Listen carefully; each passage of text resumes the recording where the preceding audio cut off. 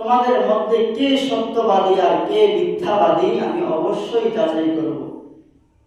এখন আমাদের প্রশ্ন হতে পারে, আল্লাহ তাআলা আমাদেরকে যাচাই করবে, আল্লাহ তাআলা কি আমাদের কলব সম্পর্কে জানেন না? কি বলেন, জানেন না? জানেন। তারপরেও কেন আল্লাহ তাআলা বললেন যে আমাদেরকে যাচাই করবে আল্লাহ তাআলা?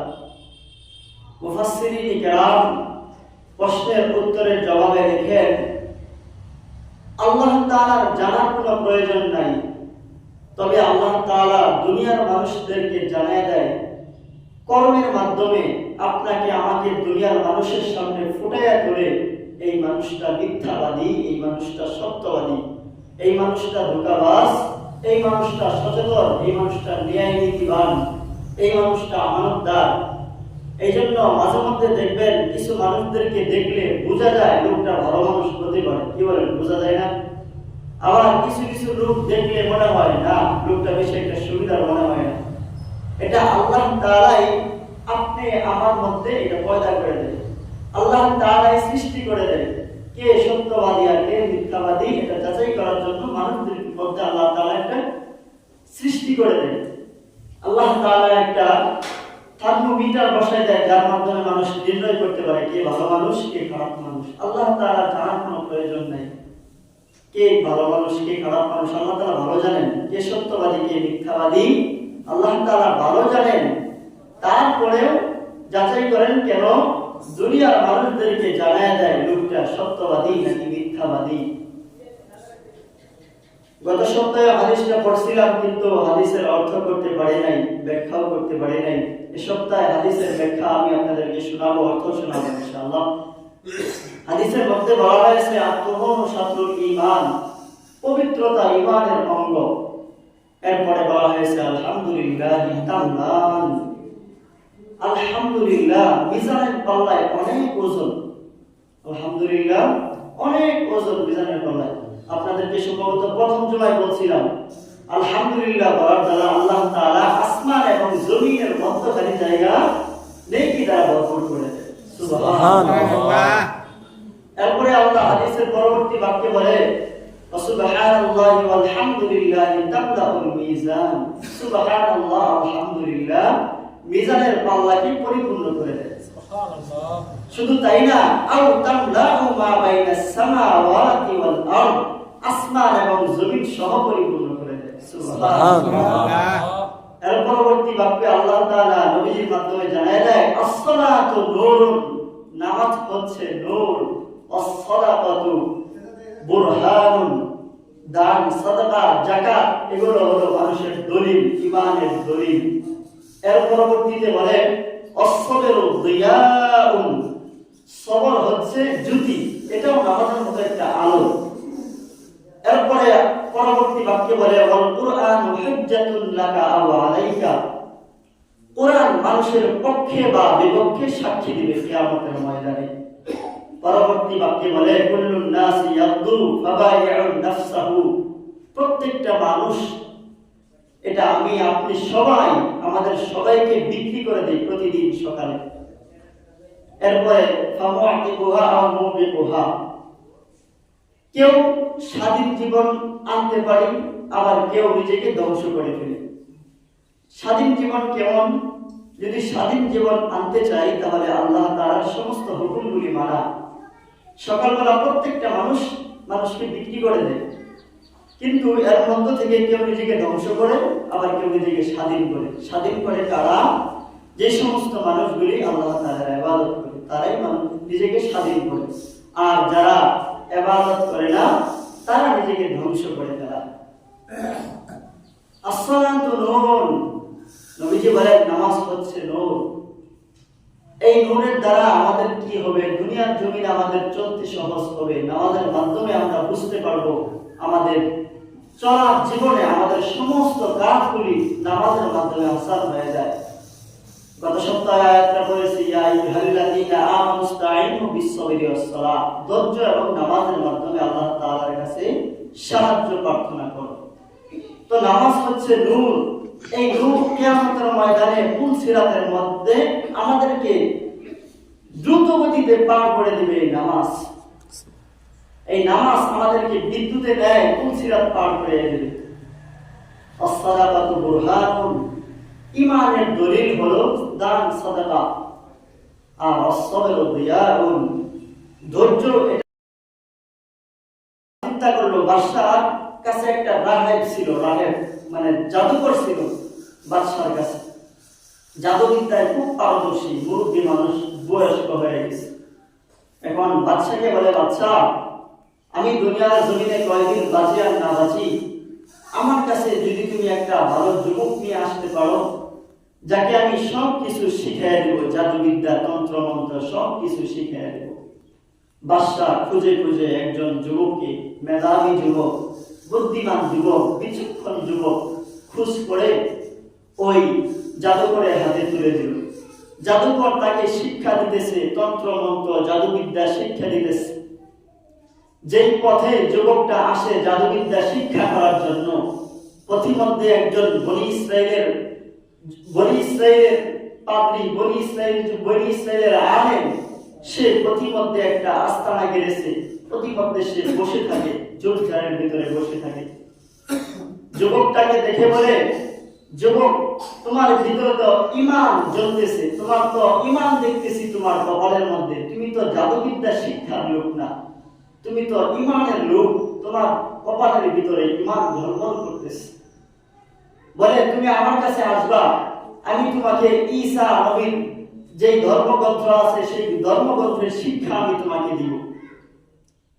সে এবার এই পাদ্রীর কাছেও আসে, ওই জাদুকরের কাছেও যায়। একদিন জাদুকরের কাছে দেরি করে গেছে, জাদুকর তাকে অনেক মারধর করছে, দেরি করে আসলা কেন? জাদুকরের কাছ থেকে এসে এদিক দিয়ে ইহুদি আলেমের কাছে এসে বলে, আমাকে তো জাদুকর অনেক মারপিট করেছে, আপনার কাছে বসি, একটু দেরি হয়ে যায়, তার কাছে যাই, এই জন্য সে আমাকে অনেক মারধর করছে। তো বনি ইসরাইল যুগের সে আলেম বলে দিল, তুমি এক কাজ করবা, যেই দিন তুমি বাসায় ফিরবা আমার থেকে, সেই দিন বলবা আজকে জাদুবিদ্যা শিখতে একটু দেরি হয়ে গেছে, আর যেই দিন আমার থেকে আগে শিখে পরে জাদুকরের কাছে যাবা, ওই দিন জাদুকরকে বলবা আজকে বাড়ি থেকে বের হতে একটু দেরি হয়ে গেছে। তো এখানে কিন্তু একটু মিথ্যা হয়ে যায়, তাই না? সব ক্ষেত্রে আবার মিথ্যা বলা জায়েজ নাই। কিছু কিছু ক্ষেত্রে দেখতেছেন একটা ঝগড়া লাগবো লাগবো ভাব, কিন্তু আপনি ছোট্ট একটা মিথ্যা কথা বললে মনে হয় না ঝগড়াটা লাগবো, ভাই ভাইয়ের বন্ধনটা সৃষ্টি হয়ে যায়, ভাই ভাই মারামারি আর কাটাকাটি করে না আপনার ছোট্ট একটা কথার মাধ্যমে। এখন আপনি যদি এই ছোট্ট কথাটা মিথ্যাই বলেন যে ভাই রে, তোর ভাই কিন্তু তোরে খুব মহব্বত করে, আর তুই তোর ভাইয়ের লাগে ঝগড়া করবি, অথচ মহব্বত কিন্তু করে না, দুইজনের লাগে সব বেশি লাগা, কিন্তু আপনি ছোট্ট একটা কথা বললেন, তার দিলটা নরম হয়ে গেল, হ্যাঁ রে, আমার বড় ভাই আমার এত মহব্বত করে, আর আমি বড় ভাই মারতে যাবো, তাহলে ঝগড়া করবো। এই যে আপনি ছোট্ট একটা মিথ্যা কথা বলছেন, মিথ্যা কথা বলার দ্বারা কিন্তু ক্ষতি হয় নাই, লাভ হয়েছে। এই ধরনের মিথ্যা কথা বলা জায়েজ আছে, সমস্যা নাই। তো যুবক এলেম শিখতেছে, ইহুদির কাছ থেকে এলেম শিখে, জাদুবিদ্যা তন্ত্রমন্ত্রকারী জাদুকর থেকে এলেম শিখে, একটা পর্যায়ে যুবকটা দ্বিধাদ্বন্দ্বের মধ্যে পড়ে গেল, জাদুবিদ্যা সত্য নাকি আমাকে যে ঈসা নবীর ধর্মের শিক্ষা দিতেছে এই ধর্ম সত্য। যুবকটা দ্বিধাদ্বন্দ্বের মধ্যে পড়তে পড়তে একটা সময় এমন হয়ে গেল, একদিন রাস্তার ভিতরে, চার রাস্তার মোড়ে ধরেন, এমন একটা রাস্তার মধ্যে হিংস্র এক প্রাণী বসে আছে। মানুষদের চলাচলের বড় কষ্ট হয়, কেমনে চলবে রাস্তা দিয়ে, যদি চার রাস্তার মোড়ে একটা বাঘ হয়ে যায়, চলা সম্ভব? সম্ভব না। তো ওই সময় এক হিংস্র প্রাণী বসেছিল রাস্তার মাঝখানে, চার রাস্তার মোড়ে ধরেন। তো বসার কারণে মানুষের যাতায়াতে খুব কষ্ট হচ্ছিল, কেউ কেউ দিকে যাইতে পারতেছে না, খুব কষ্ট হচ্ছে। কেউ কলম নিয়ে আসে, কেউ তীর নিয়ে আসে, যে তীর মারতে লয়, যখন এদিকে চায় হিংস্র প্রাণী, তো ধরে আর তীর নিক্ষেপ করতে পারে না, যদি তীর না লাগে আবার তো ধরে আমার দৌড় কি বল। তো এই ভয় আর তীর নিক্ষেপ করে না। যারা বন্ধমানা তারা কয় তীরওয়ালা নাই কাজ, আমরা আর কি করবো, আমরা বন্ধন যাইতে পারবো, তো ওই রাস্তা দিয়ে প্রতিমধ্যে যুবকরা যাইতেছে। এবার যুবক চিন্তা করলো, আজকে আমার পরীক্ষার সময় এসে গেছে। জাদুঘরের ধর্ম সত্য নাকি এই বনি ইসরাইল যুগের যে ইহুদি আমাকে শিক্ষা দিতেছে, ঈসা নবীর ধর্মের যে গ্রন্থ আমাকে শিক্ষা দিতেছে সেই আল্লাহ সত্য, কোন প্রভু সত্য আজকে আমি সেটা যাচাই বাছাই করব। প্রথমে যুবকটা হাতের ভিতরে একটা পাথর নিয়ে ওই জাদুবিদ্যা যে শিক্ষা দেয় তার প্রভুর নামে এবারে বলল যে আমাকে জাদুবিদ্যা শিক্ষা দেয় তার প্রভুর নামে দিলটা ছুটতেছি, এই দিলটার মাধ্যমে একটা ফায়সালা যেন হয়ে যায় হিংস্র প্রাণী। দিলটা যখন ছুটছে, কাছের থেকে তো আর দিল ছোড়া যায় না হিংস্র প্রাণীর জন্য, দূর থেকে যখন দিলটা ছুটছে, দিলটা ওই পর্যন্ত যায়ই নাই। এরপরে দ্বিতীয়বার যখন ওই পাদ্রী, খ্রিস্টান পাদ্রী, ঈসা নবীর ধর্মের যে গ্রন্থকার আলেম, ওই আলেমের প্রভুর নামে আমি পাথর নিক্ষেপ করতেছি, যখন আলেমের প্রভুর নামে পাথর নিক্ষেপ করলো, সাথে সাথে আল্লাহ তাআলা পাথর এবং বাতাসের মধ্যে একটা মিশ্রণ তৈরি করে দিলেন। সুবহানাল্লাহ। আল্লাহ তাআলা পাথরটাকে বাতাসের মাধ্যমে নিয়ে সেই হিংস্র প্রাণীর গায়ে লাগায় দিয়া সাথে সাথে হিংস্র প্রাণীটাকে মৃত্যু বানায় দিলেন। সুবহানাল্লাহ। মানুষের চলাচলের ব্যবস্থা হয়ে গেল। এখন যুবক ওই ঈসা নবীর ধর্মের যে আলেম তার কাছে গিয়ে ঘটনাটা যখন বলছে, তখন বলছে ওই খ্রিস্টান আলেম, ঈসা নবীর ধর্মের যে আলেম, তিনি বলেন আজকে থেকে তুমি একটা উঁচু মর্যাদায় উপস্থাপন করলে, আজকে থেকে তুমি একটা উঁচু মর্যাদায় চলে গেলা। তো এই যে উঁচু মর্যাদায় চলে গেল, আল্লাহ তাআলার প্রতি তার একটা বিশ্বাস স্থাপন হলো। এখন সে মানুষদেরকে পানি পড়া দেয়, সাথে সাথে রোগ ভালো হয়ে যায়। অন্ধ মানুষ তার কাছে আসে, হাত দিয়ে চোখ ঘুরিয়ে দেয়, চোখগুলো ভালো হয়ে যায়। কুষ্ঠকাঠিন্য রোগ নিয়ে মানুষ আসে, মানুষ ভালো হয়ে যায়। এই দিক দিয়ে ইউসুফ জুনাস বাদশা, তার দরবারে এমন একজন লোক ছিল, দরবারের সদস্য, যার চোখ ছিল না, অন্ধ মানুষ। তো সে যেন কেমনি ভাবে জানতে পারছে যে যুবকটা এভাবে যার ফুক দিলে ভালো হয়ে যায়, অন্ধ মানুষ সুস্থ হয়ে যায়, অসুস্থ মানুষ সুস্থ হয়ে যায়, কুষ্ঠকাঠিন্য রোগ ভালো হয়ে যায়। যখন জানতে পারছে, তো ওই দরবারের সদস্য ইউসুফ জুনাসের দরবারের সদস্য তার কাছে গিয়ে অনেক উপর নিয়ে গেছে, অনেক মাল টাল নিয়ে গেছে, টাকা পয়সা নিয়ে গেছে। তুমি আমাকে সুস্থ করে দাও, আমাকে অন্ধ থেকে মুক্তি দাও। বলে আমি তো সুস্থের মালিক না, সুস্থের মালিক তো একমাত্র আল্লাহ। তুমি যদি আল্লাহ তাআলার প্রতি ঈমান আনো, তাহলে আল্লাহ তাআলা তোমাকে সুস্থ করে দিবেন। এবার বাদশা ইউসুফ জুনাসের সবার সদস্য, রাজ দরবারের সদস্য, সে ঈমান এনে ফেলছে। ঈমান আনার কারণে আল্লাহ তাআলা তাকে সুস্থতা দান করছে, তার চক্ষু ফিরে এসেছে। এখন যখন দরবারে গিয়ে বসছে, তার চক্ষু ভালো। এবার বাদশা জিজ্ঞাসা করে, তোমার চোখ না অন্ধ ছিল, তুমি ভালো হলা কেমনে? বলে ওই যে আপনার দরবারে একটা লোক আসতো, যুবক আসতো আপনার জাদুবিদ্যা শিক্ষা করার জন্য, তার কাছে গিয়ে তার প্রভুর প্রতি ঈমান এনেছি আমি, এই জন্য তার প্রভু আমাকে সুস্থ করে দিয়েছে। সুবহানাল্লাহ। এবার বাদশা বড় ক্ষেপা, আরে আমি আনলাম জাদুবিদ্যা শিক্ষা করার জন্য, আর ও কোন প্রভুর এলেম শিখলো, কোন প্রভুর কথা শিখলো, যার কারণে সে আজকে তার এত প্রভাব এলাকার মধ্যে, সমস্ত মানুষগুলি তার কাছে যায়, পানি করার জন্য যায়, রোগ হলে তার কাছে যায়, সমস্ত মানুষগুলি তার কাছে যায়। এবার বাদশা তাকে মারার জন্য ফরমান জারি করে দিলেন। বাদশা তাকে মারার জন্য ফরমান জারি করে দিলেন। বাদশার দল থেকে একটা দল তার সঙ্গে পাঠিয়ে দিলেন, অমুক পাহাড়ে নিয়ে যাও যুবকটাকে, পাহাড়ে নিয়ে যুবকটাকে ধাক্কা মেরে মেরে ফেলাও। তার বাদশার সঙ্গীরা যুবকটাকে সঙ্গে দিয়ে পাহাড়ে যখন উঠে, হঠাৎ করে আল্লাহ তাআলা পাহাড়ের ভিতরে ভূমিকম্প দিয়ে এমন একটা অবস্থা করে দিলেন, বাদশার যে সমস্ত সদস্যগুলো ছিল, সমস্ত সদস্যগুলি আল্লাহ তাআলা মাটির সাথে মিশিয়ে দিলেন। যুবকটা দিব্যি পাহাড় থেকে হেঁটে হেঁটে আবার রাজদরবারে হাজির। সুবহানাল্লাহ। বলে তুমি কি মরো নাই? বলে আল্লাহ তাআলা আমাকে বাঁচাইছে, আপনার যে সমস্ত সদস্যগুলো পাঠিয়েছিলেন তাদেরকে আল্লাহ তাআলা মেরে ফেলেছে। এবার আবার তাকে কিছু সদস্য দিয়ে, কিছু লোক সংখ্যা দিয়ে নদীর মধ্যে পাঠিয়ে দিলেন, লঞ্চ দিয়ে বা জাহাজ দিয়ে, নৌকা দিয়ে পাঠিয়ে দিলেন, যাও যুবকটাকে নদীর মধ্যে চুবাইয়া চুবাইয়া মারো। যুবকটাকে নিয়ে একদল মানুষ, রাজদরবারে একদল মানুষ চলে গেল যুবকটাকে মারার জন্য নদীতে। একটা পর্যায়ে এমন একটা অবস্থা হলো নদীর ভিতরে যে ঢেউ সৃষ্টি হলো, বাদশার সমস্ত সদস্যগুলি মারা গেল। যুবকটা দিব্যি পানি থেকে হেঁটে হেঁটে আবার রাজদরবারে হাজির। সুবহানাল্লাহ, সুবহানাল্লাহ।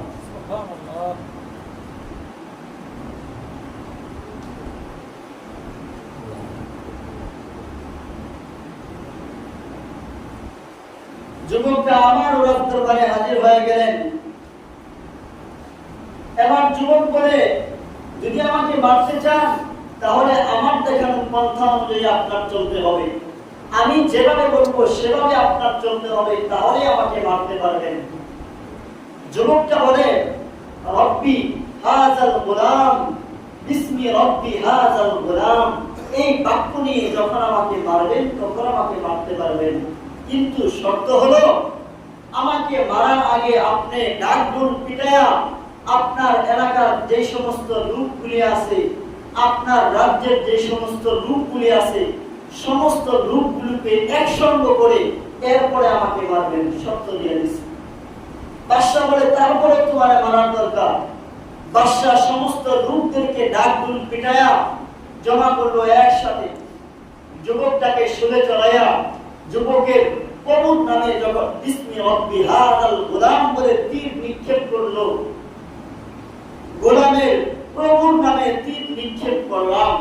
যখন গোলামের কবর নামে তীর নিক্ষেপ করছে, যুবকের কবর নামে তীর নিক্ষেপ করছে, সাথে সাথে যুবকটা মারা গেছে। মারা যাওয়ার পর এই যে সমস্ত মানুষগুলি, রাজ্যের মানুষগুলি দেখলো, এই মানুষগুলির ভিতরে একটা অনুভূতি সৃষ্টি হয়ে গেল, আরে আমরা এতদিন কারে প্রভু মানতাম, এই বাদশা তো আজ পর্যন্ত যুবককে মারতে পারলো না, কত চেষ্টা করলো, কিন্তু আজকে যুবক কি এমন বাক্য বলে দিল, কোন রবের পরিচয় বলে দিল, যেই রবের পরিচয়ের মাধ্যমে আজকে যুবককে কতল করা হলো, যুবককে শহীদ করা হলো। ওইখানে যে সমস্ত মানুষগুলি ছিল, সমস্ত মানুষগুলি সাথে সাথে ইসলাম গ্রহণ করে নিলেন। সুবহানাল্লাহ। যুবক মরে লাভ হয়েছে না লস হয়েছে? লাভ হয়েছে, লাভ হয়েছে। কিন্তু দেখেন সে কিন্তু বলছে আমাকে মারার পন্থা বলে দিছে, তাকে নিজেকে মারার পন্থা বলে দিছে। এখন আমরা বলতে পারি সে হত্যা করছে, আসলে হত্যা করে নাই। মাঝে মাঝে কিঞ্চিত ক্ষতির কারণে অনেক উপকার হয়ে যায়। আপনি ডাক্তারের কাছে যাবেন ট্রিটমেন্ট নেওয়ার জন্য, হঠাৎ করে একদিন গেছেন পেটে ব্যথা ডাক্তারের কাছে, আপনাকে ডাক্তার পরীক্ষা করে বললো এই মুহূর্তে আপনাকে অপারেশন করাতে হবে, যদি অপারেশন করেন তো বাকি জীবন আপনি সুস্থ থাকবেন। এই যে আপনাকে একটু কষ্ট দিবে, বাকি জীবন কি সুখের জন্য না দুঃখের জন্য? সুখের জন্য। আপনি যদি এই কষ্টটুকু না মানতে পারেন তাহলে বাকি জীবন আপনি সুখে থাকতে পারবেন না, কষ্টে থাকবেন। তো যুবকটা ভাবছে আমি তো একলা ইসলাম কায়েম করতে পারবো না, কিন্তু আমি যদি এমন একটা মজমা কায়েম করতে পারি, আমার রবের পরিচয় যদি আমি মানুষের সামনে তুলে ধরতে পারি, তাহলে তো আমার আর সমস্যা নাই। আমার একটা জান মিল দেখতেছি, একজনের বিনিময়ে যদি শত শত জানগুলি মুসলিম হয়ে যায়, শত শত মানুষগুলি যদি মুসলিম হয়ে যায়, ইমানদার হয়ে যায়, তাতে আমার গতি কি? আল্লাহ তাআলা আমাকে শহীদের মর্যাদাই দিবেন। যুবকটা মারা যাওয়ার পর সমস্ত মানুষগুলি বলে ফেললো আল্লাহ এই যুবকের রবের প্রতি ঈমান আনলাম। যেই যুবকের রবের এত পাওয়ার, যেই যুবকের রবের নামে মারা ছাড়া যুবককে মারা গেল না, সেই রবের প্রতি আমরা ঈমান আনলাম। হাদিসের মধ্যে বলা হয়, ব্যাখ্যার মধ্যে পাওয়া যায়, প্রায় 12,000 মানুষকে ওই বাদশা ওই সময়কার মানুষদেরকে শহীদ করেছিল। বাদশা তখন দেখলো সমস্ত মানুষগুলি ইসলাম গ্রহণ করে নিচ্ছে, এখন তো বাদশার মাথা আরো গরম। আরে আগে তো একটা ছিল, এক যুবক ছিল, এখন তো হাজার হাজার মানুষ তৈরি হয়ে গেছে ইসলামের জন্য। এই মানুষগুলিকে কি করা যায়? বাদশা অজ্ঞ মানুষদেরকে বলবো তোমরা আমার প্রতি ঈমান আনো, যদি আমার প্রতি ঈমান আনো তাহলে আগুনে জ্বালাবো না, আর যদি আমার প্রতি ঈমান না আনো তাহলে আগুনে জ্বালাবো। এভাবে সমস্ত মানুষদেরকে প্রায় 12,000 মানুষকে সে আগুনে জ্বালাইছে।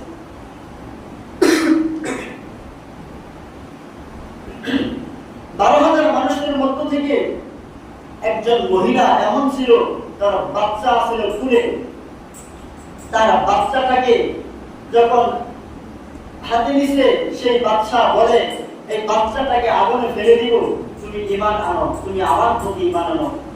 মহিলাটা এমন ঈমানদার, বলে আমি তো তোমার প্রতি ঈমান আনবো না, আমার বাচ্চাকে মারো সমস্যা নাই, আমাকেও আগুনে পুড়ে মারো সমস্যা নাই, তবে বাচ্চাটাকে আগে না মাইরা আমারে আগে মারো, যেহেতু আমি মা কষ্ট সহ্য করতে পারবো না। কিন্তু নিষ্ঠুর বাচ্চা যখন বাচ্চাটাকে আগুনে পুড়ে মেরে ফেললো, বাচ্চাটার মুখ থেকে আল্লাহ তাআলা জবাব দিয়ে জারি করে দিলেন, মা সমস্যা নাই, তুমিও চলে আসো, এটা আগুন না, এটা জান্নাত, চলে আসো, সমস্যা নাই। তো এভাবে প্রত্যেকটা মানুষগুলিকে সে শহীদ করে দিল, প্রায় 12,000 মানুষকে শহীদ করেছে। এই যে একটা যুবক ইস্তেকামত ছিল, ধৈর্যের সাথে আগায় আছে, এই ধৈর্যের সাথে আগানোর কারণে, তিলে তিলে আগানোর কারণে, নিজের জানটাকে বিলীন করে দেওয়ার কারণে আল্লাহ তাআলা তাকে এত মর্যাদা দিয়েছে, এত মর্যাদা দিয়েছে।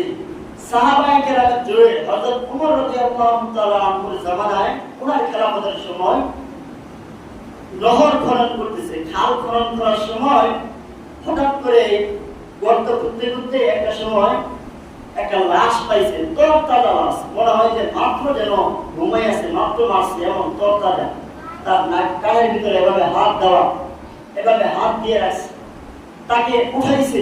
যুবকটাকে উঠানোর পরে তার হাতটা এখান থেকে সরাইছে, এভাবে সরানোর সাথে সাথে কপাল থেকে ফিটকি দিয়ে রক্ত বের হতে, তাজা রক্ত, সুবহানাল্লাহ। তাজা রক্ত বের হওয়ার পরে আবার হাতটা রেখে দিছে এখানে, আবার হাতটা রাখার পরে রক্ত বন্ধ হয়ে গেছে। ওমর রাদিয়াল্লাহু তাআলা আনহুকে খবর দিয়েছে। ওমর রাদিয়াল্লাহু তাআলা আনহু বলে, আব্দুল্লাহ ইবনে তামের সেই যুবকের নাম, ওই সময় তার হাতে একটা আংটি ছিল, কেউ বলে তার একটা তরবারি ছিল সাথে, ওই তরবারিতে অথবা আংটিতে লেখা আব্দুল্লাহ ইবনে তামের। ওমর রাদিয়াল্লাহু তাআলা আনহু বলেন, এই সেই যুবক যেই যুবকের কারণে হাজার হাজার মানুষ ঈমান গ্রহণ করেছে, এক যুবকের কারণে, সেই যুবক, এই সেই যুবক। দেখেন কতদিন পরে লাশটা পাওয়া গেল, আর সেই যুবক এখনো তরতাজা, শহীদরা মরে না। আল্লাহ তাআলা কোরআনের ভিতরে ঘোষণা করেন শহীদরা মরে না। তার বাস্তব প্রমাণ সাহাবায়ে কেরামের যুগে সেই আব্দুল্লাহ ইবনে তামেরকে পাওয়া গেছে, প্রায় 70-80 বছর পর পাওয়া গেছে। এই যে তাকে পাওয়া গেল, তাকে ওইভাবেই রেখে দিচ্ছে, বলে তাকে এইভাবেই রেখে দাও, কিয়ামতের ময়দানে সে আল্লাহ তাআলা এইভাবেই উঠবে। সুবহানাল্লাহ। এই জন্য আমরা অসুস্থ থাকি, যেইভাবে থাকি, যেই হালতে থাকি, গরিবের হালতে থাকি, যেভাবেই থাকি, সব সময় ধৈর্য ধারণ করা, সর্ব অবস্থায় ধৈর্য ধারণ করা। নবী আলাইহিস সালাতু ওয়াস সালাম তাকে দেখে একজন মহিলা কবরের পাশে বসে বসে কাঁদতেছে। নবীজি বলেন, তুমি ধৈর্য ধারণ করো এবং আল্লাহকে ভয় করো। মহিলাটা সাথে সাথে খেপে গেছে, খেপে গিয়ে নবীকে কড়া ভাষায় দুইটা কথা বলে ফেলছে, যেটা নবীর শানে যায় না, সম্মানের খেলাপ হয়ে যায়। কিন্তু পরবর্তীতে একজন সাহাবী তাকে জানাই দিয়েছে, তুমি কাকে কড়া ভাষায় কথা বললা জানো? সে হলো মুহাম্মদ সাল্লাল্লাহু আলাইহি ওয়াসাল্লাম, দুর্গানের বাচ্চা। যখন বলে দিল, মহিলাটা দ্বিতীয়বার আবার চলে গেল নবীর কাছে মাফ চাওয়ার জন্য। মাফ চাওয়ার জন্য যখন গেলেন, নবীজি তখনও বিনয়ী রইলেন, এখনো কিন্তু অভদ্র হয় নাই। নবীজি ধৈর্যশীল অবস্থায় বলে, তুমি আল্লাহকে ভয় করো, তুমি আল্লাহকে ভয় করো এবং ধৈর্য ধারণ করো। তোমার সন্তান দুনিয়া থেকে চলে গেছে, কি হয়েছে? আল্লাহর কাছে ধৈর্য ধারণ করো এবং আল্লাহকে ভয় করো, অবশ্যই এর বিনিময় তুমি আল্লাহ তাআলার কাছে পাবে। আরেক হাদিসের মধ্যে পাওয়া যায়, একজন অন্ধ, আল্লাহ পাক রব্বুল আলামিন বলেন হাদিসের মধ্যে যে আমি যার থেকে দুইটা জিনিস, যার দুইটা মূল্যবান জিনিস আমি নিয়ে এনেছি, তাকে আমি অবশ্যই জান্নাত দিব। সুবহানাল্লাহ বলেন। দুইটা মূল্যবান জিনিস কি? চক্ষু। দুইটা মূল্যবান জিনিস চক্ষু। যার দুইটা মূল্যবান জিনিস আমি নিয়ে নিয়েছি, এই পার্থিব জীবনের সামান্য দুনিয়ার যার দুইটা চক্ষু আমি নিয়ে নিলাম, দুনিয়ার একটু অন্ধকার দিয়ে দিলাম, একটু কষ্ট দিলাম, এই যে আমি তার একটা গাঁথি দিলাম, একটু ক্ষতি দিলাম, এই ক্ষতির কারণে কি তারা কিছু দেওয়ার দরকার না? এই জন্য আল্লাহ তাআলা হাদিসের মধ্যে বলে, আমি তার যার দুইটা মূল্যবান জিনিস দিয়ে দিছি তাকে আমি অবশ্যই জান্নাত দিব। সুবহানাল্লাহ। দেখেন, তাহলে অন্ধ, অসুস্থ এই সমস্ত মানুষ যারা আমরা আছি, কখনো ক্লান্ত হব না, ধৈর্যশীল অবস্থায় সবসময় থাকবো। এমন না আজকে অসুস্থ হয়েছি, চিকিৎসা করলাম, আল্লাহর গাড়ি টাড়ি দিয়া মানুষের বৈজ্ঞানিক দিকে হাইরা পরে ধৈর্য ধারণ করলাম। আরে পরে ধৈর্য ধারণ করতে হয় না, আপনার ধৈর্য এমনি এসে বলে পরে করতে পাইলাম না, আল্লাহর উপরে ধৈর্য ধারণ করলাম। এই ধৈর্যের কোনো বিনিময় আল্লাহর কাছে পাইবেন না। আর যদি